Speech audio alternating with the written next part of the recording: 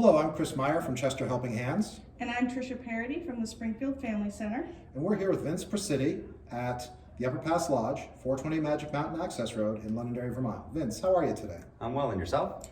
Doing great, thanks. So Vince, why don't you tell me a little bit about yourself? Through trial and error, I'm a lifelong hospitality restaurant professional. I started in high school as a busboy, dishwasher, valet parker in a local restaurant. That career grew into smaller restaurants in rural New Jersey, and I took a leap of faith and moved to Philadelphia and started a hotel career. Lucky enough to spend quite a bit of time in Five Diamond hotels. A few changes happened, ended up owning my own restaurant for a little while in New Jersey, and then since then taught a little bit in a culinary school, restaurant operations, not the culinary piece, and then finally moved up this way and been running the lodge since 2012. How would you describe COVID and the impact it's had to your business here? It was devastating, probably more scary, I think, than devastating. Well, both.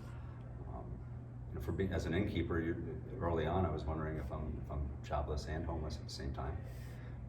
Had I known what we know now, I probably could have with regards to grants and such like that. And those things. Had I known what I know now, probably could have refocused and done more with the opportunity that it presented. You know, being closed for a couple months and having to think outside the box. We created outdoor dining, which we weren't. It was a dream of mine, but it was never at the top of the list. Got to the top of the list. Had we had known what was going to be possible, there's probably a little bit more that we could have done. So Vince, would you say participation in the Everyone Eats program has had a positive impact on your business? Absolutely. Being a smaller property or an inn with a restaurant, we were very slow with our rooms, and we have about a 6 or 8 person team, and that opportunity allowed some of the housekeeping staff to help with preparing these meals, and there's been times where it's been close to nearly our only source of revenue. So for us, it's not just the revenue piece for us incoming, but being able to put back to the community, one of those rare win-wins. So what did you think of the Everyone Eats program when you were asked to participate in it? Well, it's interesting how it all came about for us.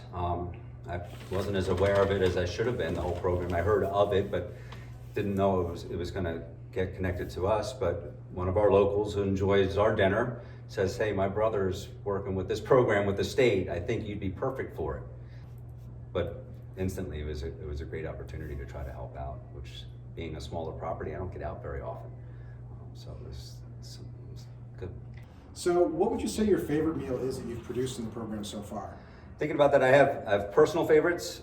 We have some that appears to be guest favorites, but I think the most satisfying was the holiday meals, knowing that they have a little bit of a little more special meaning to them, as opposed to just sustenance. So the Everyone Eats program requires the use of Vermont ingredients. Have you changed your purchasing for the restaurant as a result of this? We purchase more of the Vermont products. Currently, we're still using ones that we had used prior, and that's because we definitely, when we first opened, we wanted to be more Vermont product based. But we struggled during ski season with children's meals and such, and not that that's the make all or break all, but it became a little more difficult. But we kept some staples, like the cheeses. Our bar is Vermont made products only. So 2 of our items uses products from the bar. Maple syrup obviously is in a couple of our dishes, so it really wasn't that difficult. It's just a lot more. So Vermont fresh pesto, for instance, we used it on our regular menu, but now we buy it by the case for the products, and we're going through quite a bit more syrup. Would you say that any of the meals that have come out of the Everyone Eats program will continue to survive on your menu? Absolutely. Yeah, great. the pork chop that we do, it's maple syrup, mustard glaze, a little balsamic vinegar. People really seem to enjoy that, so we've used it for specials on weekends as well. Terrific. And Vince, let me ask you, what's your perception of food insecurity in Vermont? I'll admit I was a little sheltered. Probably the biggest startling revelation for me was the school kids. I never attributed going to school with having healthy meals.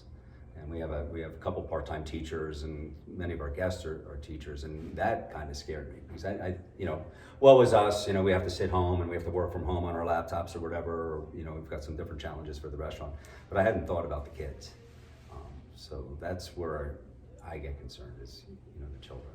What have you done through your restaurant to address food insecurity in your community? That's probably the biggest benefits of this program for me. As I was telling Chris when we first started, I haven't had a chance to become part of the community. I've got some challenges in New Jersey, so I spent a lot of my free time outside of the state. And we did have an opportunity to join Meals on Wheels about 6 or 7 years ago, but the logistics didn't work for us. We did have part-time cooks and things like that, and we wouldn't been able to be as detail-oriented as we needed to be. And through this program, I've been personally satisfied knowing that we're helping, and we've met some people as well. So That's fantastic. Has your views overall on food insecurity changed as a result of absolutely, participation? yep. And then there's an opportunity for us to help, and that opportunity seems to have been corralled by this program. I think a lot of us are always willing, and a lot of us have the skills and the equipment in the area to do it. Just don't know not all of us can be Jose Andres that's, world renowned and just makes a few phone calls to a few famous chefs, and next thing you know, you've got thousands of meals going to wherever. We don't have that capability, and so this helped channel, our skills and our equipment and our location. Vince, I wonder, would you say that your relationship with the community at large has changed from how it was before COVID? Absolutely. We actually have more visibility. There's locals that know of us now because of the program. We even got a few thank you cards here and there. So, we're kind of obscure, and it's a restaurant hidden behind the lodge, but now people know of us. So. Do you feel restaurants have a role in emergency response? I think we could have a better role. Just getting, like this program, if we can corral all of us. There's a lot of us smaller restaurants. Maybe we couldn't physically afford it. Had we known there's more of these programs, maybe this can be used as a template for the next disaster. Or guess what? The little restaurants will be able to help. They can't do as much as some of the big ones, but let's get 50,000 little restaurants to help out. Maybe we can help them at the same time. So I think it could be a learning curve. Would you say that you're glad you participated in the Everyone Eats program? For many reasons, or multiple reasons. The ability to help the community, number one. As someone trying to run a business, it has kept people employed, including myself. So not only was it something to do, we were helping the community, but we didn't lay off. Hours got reduced. The housekeeper spends a couple hours in the kitchen. And for the holiday meals, it was a little more labor intensive, so there was quite a few hours there. So it's one of those rare win-wins in my mind. Anything about the program that we haven't discussed, or any parting stories or thoughts that you would like to share? I'd like to see programs remain. Because obviously once this all ends, there's still be some insecurity, and like I said earlier, maybe it's a template for, we got another disaster, call Chris and Trish, we got to get going on this because we need X. Maybe the next one is shipping food to where a hurricane hit or something like that. So I don't know, that would be my thought, is let's not just say that's done and let's move on to the next thing. I think it should be used to further more programs like this. Well, Vince, thank you very much for your time. I'm here with Vince Presciti at the Upper Pass Lodge, 420 Magic Mountain Access Road in Londonderry, Vermont. Thanks again. Thank you for the opportunity.